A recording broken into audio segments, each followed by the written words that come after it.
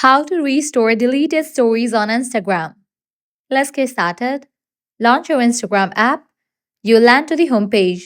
Now, at the top left corner, you're going to find the option of your story. Click on that. You'll be able to find your current story. Now, first of all, I'm going to delete this story and then I'm going to show you guys how can you recover it.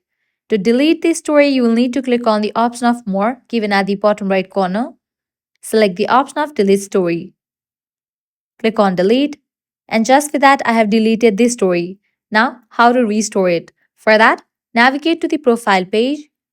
Click on three bars given at the top right corner.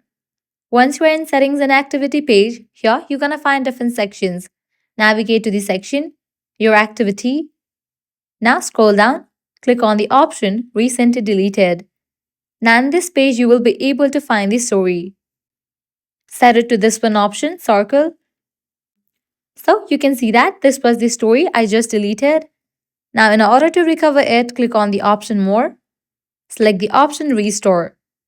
Click on restore. And just with that, the story has been restored.